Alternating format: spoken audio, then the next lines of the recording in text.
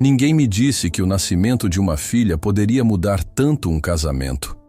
No hospital, quando peguei Sofia nos braços pela primeira vez, senti uma onda de emoção tão forte que chorei sem vergonha. Ao olhar para Ana, minha esposa, exausta mas iluminada, jurei a mim mesmo que a amaria ainda mais do que já amava. Acreditei que aquele momento seria a coroação da nossa união, que seríamos uma família imbatível juntos. Mas à medida em que os dias se transformaram em meses, percebi que aquela promessa não seria fácil de cumprir. Algo sutil começou a se perder entre nós dois. Nas primeiras semanas, achei natural que ela dormisse no quarto da bebê. Fazia sentido. Afinal, Sofia acordava de 2 em 2 horas pedindo peito, troca de fralda, colo. Eu tentava estar presente, mas era ela quem passava madrugadas inteiras acordada. "Deixa que eu fico aqui mesmo", dizia. E aos poucos nossa cama foi ficando vazia. No começo, eu acreditava que era temporário. Esperava que logo ela voltasse para o quarto, para os meus braços. Esse retorno nunca aconteceu. O que parecia um momento passageiro tornou-se rotina, e a rotina virou hábito. Quando tentava um mínimo de aproximação, como um beijo mais demorado, uma mão deslizando em seu ombro, ela recuava. Dizia que estava cansada, que corpo e mente precisavam de descanso. Eu entendia, tentava ser paciente, mas a distância emocional parecia crescer um pouco mais a cada noite fria que passei sozinho. Dentro de mim, o medo começou a plantar raízes. Então veio aquela noite que nunca consegui esquecer. Esperei Ana colocar Sofia no berço e chamei-a para conversar. Disse que sentia sua falta, que precisava do nosso tempo, do nosso toque. Ela me olhou, respirou fundo e respondeu: "Sexo me pressiona." Aquilo soou como uma sentença. Minha mulher, que um dia me desejava com a intensidade dos primeiros meses de namoro, agora via em mim apenas mais uma cobrança. E foi assim que comecei a me sentir. Não mais marido, apenas um peso. Nos meses seguintes, tentei reconquistar. Levei flores, cozinhei, tentei aliviar sua rotina de mãe, arrumei a casa. Mas nenhuma dessas pequenas vitórias domésticas rompia a barreira construída por ela. Abraços eram rejeitados, beijos negados com desculpas. Vi-me transformado em um estranho dentro do meu próprio casamento. A sensação clara era a de que não havia mais lugar para mim. O espaço fora preenchido pelo papel absoluto da maternidade. Eu observava outros casais, pensando se isso era natural, se era fase. Muitos diziam que depois do bebê as coisas se ajustam. Mas no nosso caso, nada se ajustava. Era como se eu tivesse perdido a esposa e ganhado apenas a mãe da minha filha. A dor maior não era a ausência de sexo. Era a ausência de contato, de ternura, de cumplicidade. Eu sentia falta do braço dela sobre o meu ombro, das conversas sussurradas no escuro. Sentia falta de ser visto, e cada não dela se transformava em um corte invisível. Com o tempo percebi que já não tentava tanto.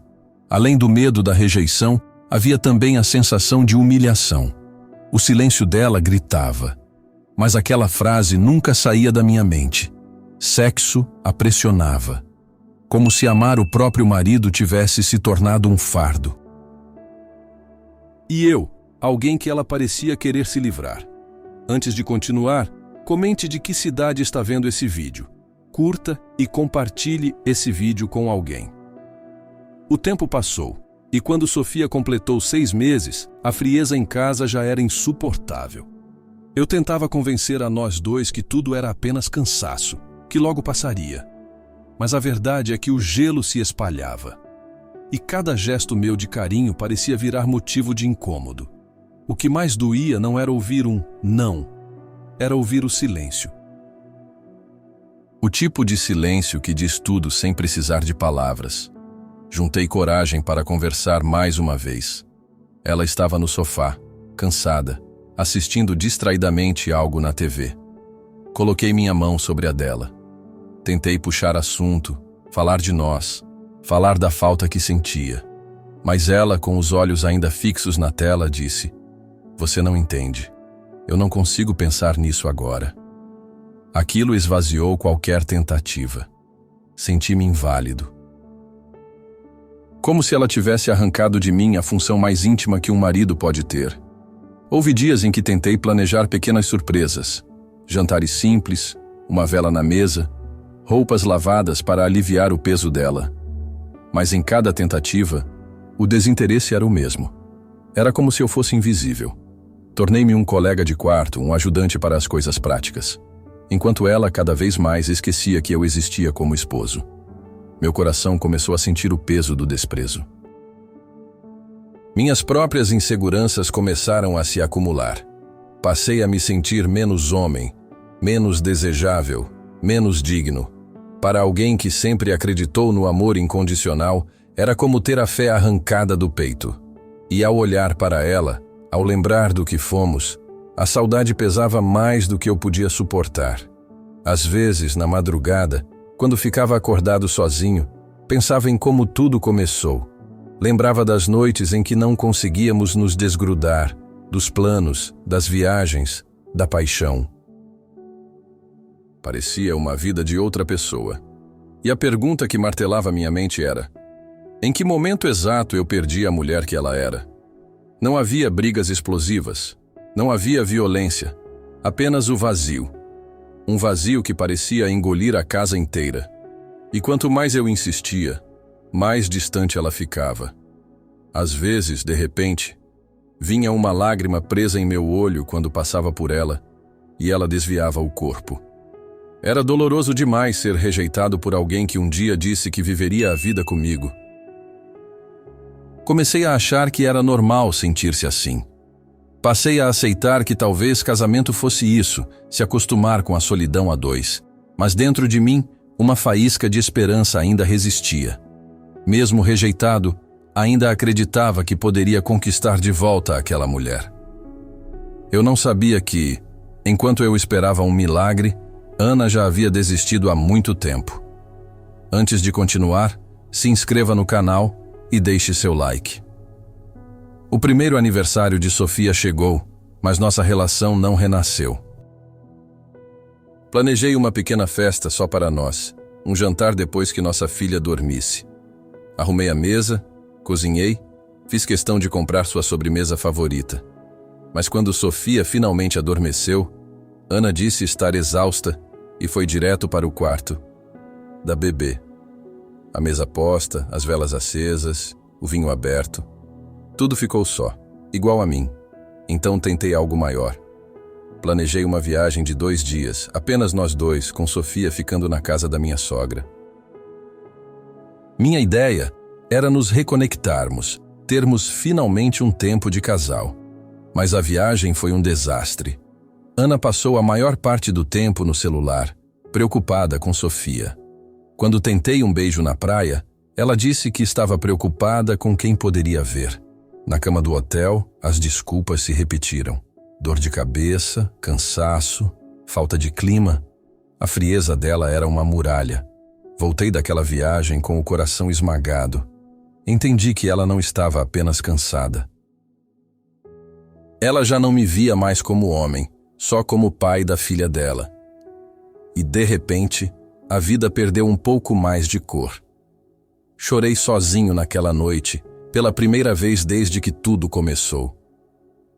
Continuei tentando ser paciente, acreditando que a maternidade tinha transformado nossa vida, mas que com o tempo as coisas entrariam nos eixos. Me enganei. Curta o vídeo e comente o que está achando da história. A essa altura, já haviam se passado quase 2 anos. Sofia crescia saudável, falava as primeiras palavras, corria pela casa iluminando os cômodos, mas entre mim e Ana só havia escuridão. Eu perguntava sobre terapia. Ela recusava. Dizia que não valia a pena. Eu sentia cada vez mais vergonha de contar aos amigos. A todos, fingia. Por dentro, me destruía aos poucos. Eu me tornara um estranho à mulher que jurei amar até o fim da vida. Ela havia deixado de lutar pelo nós. E ainda assim, Eu insistia em acreditar que algo poderia mudar. Antes de continuar, dê o like e comente o que faria nessa situação. Foi então que o inesperado aconteceu. Meu amigo Carlos começou a desconfiar de algo. Ele próprio tinha passado por um divórcio e conhecia os sinais de afastamento de perto. Um dia, num bar, ele respirou fundo e disse: "Tem algo que você precisa saber." Seu celular tremia nas mãos. Quando me mostrou a tela, senti meu mundo desmoronar. Era um perfil em um site de relacionamentos. E lá estava Ana. Fotos recentes, uma descrição dizendo ser mãe solteira em busca de um novo amor. Li e reli aquelas palavras. A mente recusava acreditar no que os olhos viam. Ana dizia querer encontrar alguém que a fizesse sentir-se mulher novamente, alguém que não a pressionasse, alguém que a compreendesse. Doía não só o falso mãe solteira, mas principalmente a confissão indireta. Ela não queria a mim. Voltei para casa tremendo. O coração pesava como chumbo. Quando abri a porta, vi-a banhando Sofia, sorrindo como se fosse apenas mais um dia. E percebi que a mulher diante de mim não era mais a mesma que havia jurado fidelidade no altar. Naquela noite, reuni toda a coragem. Esperei Sofia adormecer e chamei Ana para conversar. Mostrei o celular, seu perfil aberto no site de relacionamentos. O silêncio foi ensurdecedor. Não houve negação, não houve lágrimas, só uma expressão fria e a pergunta: "Como você me achou?" Aquilo doeu ainda mais. Não se importava que eu estivesse dilacerado. Não havia arrependimento, apenas a tentativa de entender como fora descoberta. Pedi uma explicação. Ana suspirou e, finalmente, foi honesta. Disse que a gravidez havia mudado tudo, que nunca mais sentiu atração por mim, que sexo lhe dava repulsa, que a ideia de intimidade comigo a sufocava, que tentou esperar que os sentimentos voltassem, mas nunca voltaram. Então decidiu procurar em outro lugar. Cada palavra era como uma faca.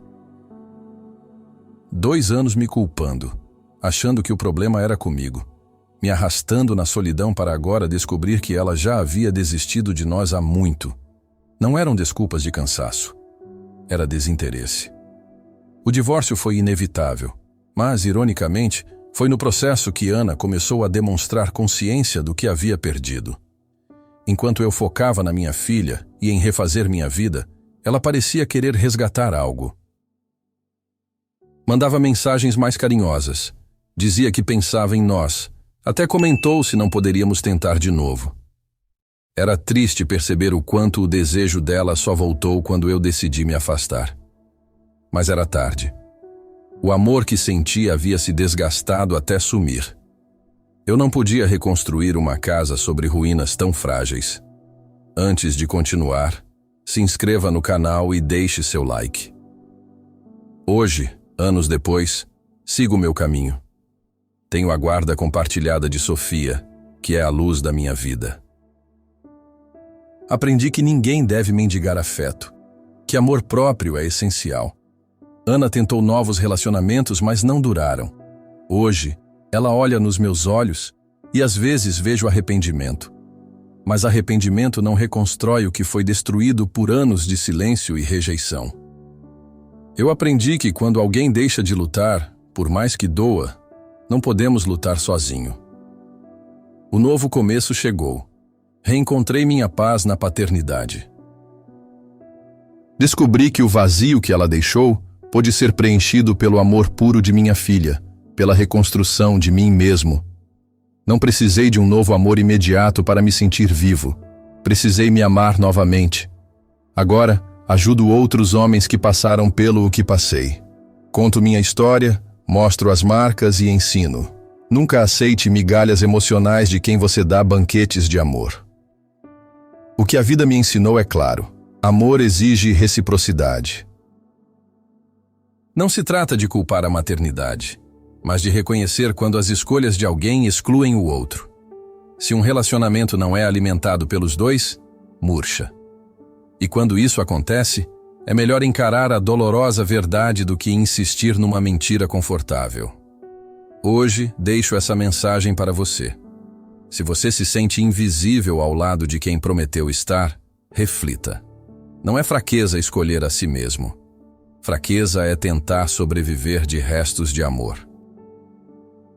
Ame-se primeiro, porque só assim você atrairá alguém que saiba o valor daquilo que você é.